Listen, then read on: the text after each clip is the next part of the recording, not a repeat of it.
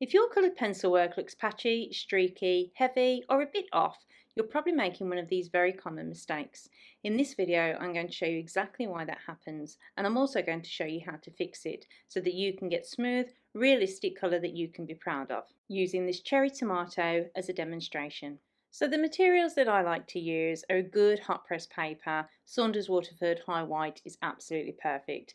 Then we have our subject, the cherry tomato. We also have a putty rubber for erasing excess graphite. We have a range of coloured pencils, and yes, we really do need that many colours just to create this cherry tomato. I also use a Rapesco 64 pencil sharpener. This ensures that my pencils have a nice sharp point. So the first common mistake is heavy application and blunt pencils. Paper has a natural tooth to it, which under closer inspection looks like little hills and valleys, and a blunt pencil can't get into all those tiny little crevices. So essentially, all you're doing is flattening the tooth of the paper with this heavy application. This then prevents the paper from being able to take additional layers of pigment from the pencils, which will then lead to the paper breaking down and sometimes even tearing. In coloured pencil, pressure isn't what creates depth, it's careful layering. The second mistake that we often encounter is patchy, uneven colour, where we can see the grain of the paper through the layers. So here we can see a lighter pressure being used, which is good, but the stroke is incorrect and it's not working with the form of the subject.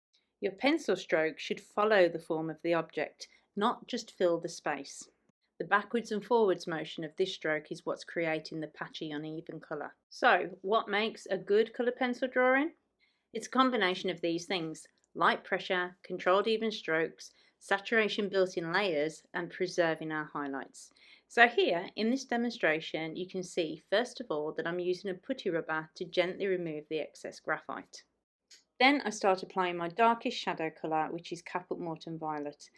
I always work from dark to light, and this is going into my deepest shadow areas only. In this zoomed in view, you can see how I apply my colour: very light pressure and small circular strokes. They're very close together and they stop that patchy, grainy look.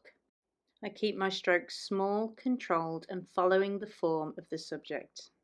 For every layer of pencil that I apply, I keep the same pressure and the same small, controlled strokes. This ensures that I get a nice, even finish.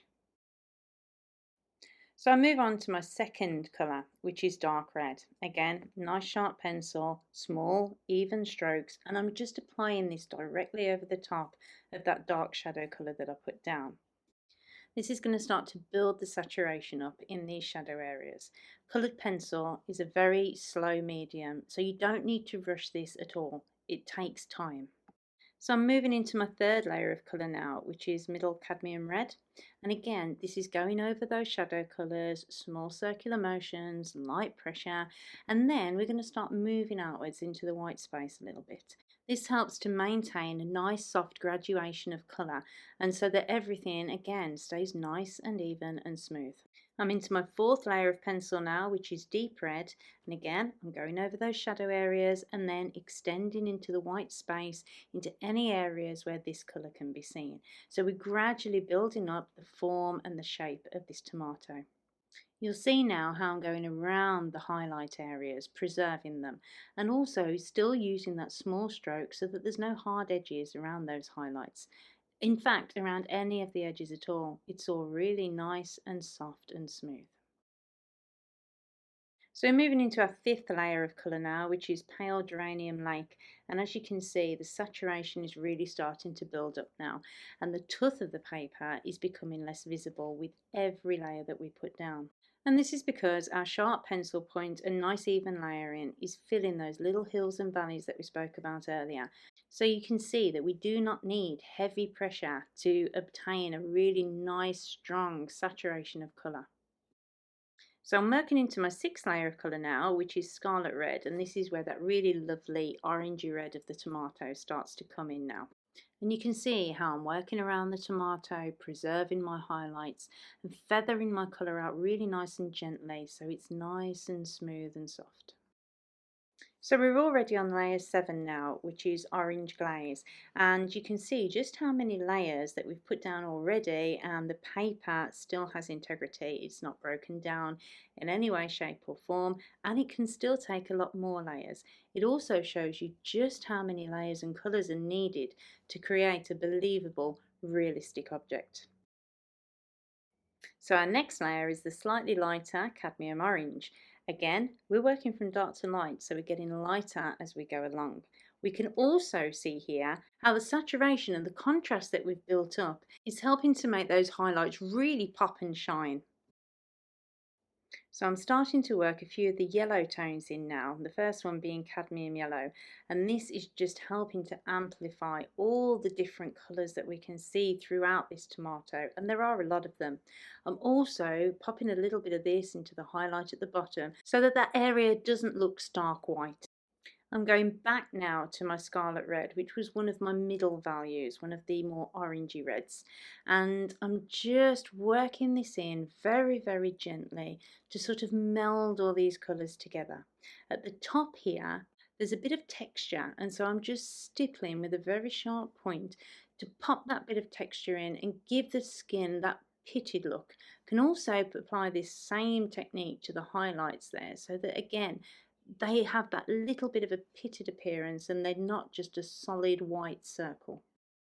So in this next stage I'm using a very, very sharp pencil and very fine lines to just start defining and describing the bit of the tomato where the stalk has broken off.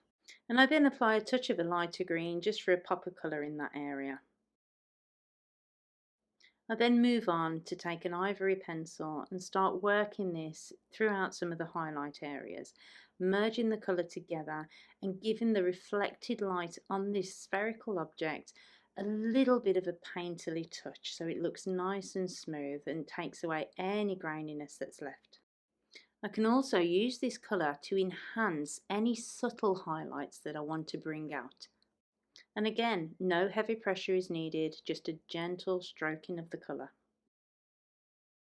And if I want to make that highlight a little bit stronger, I can just go in with a white pencil. That will help to make it a little bit brighter, but not as bright as those highlights that we preserved earlier.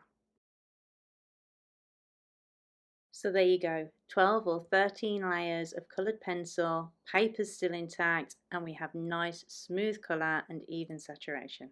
So if we look at these three again side by side, you can see just how much difference it makes. Same pencils, same paper, just a different approach. So if you'd like to see more in-depth tutorials without any steps skipped, real time, me showing you exactly from start to finish how I create a piece, there are hundreds of tutorials over on my Patreon, and there's even a few freebies too, so hit the link and I'll see you over there. So thank you for watching, and until next time, take care and I'll see you soon.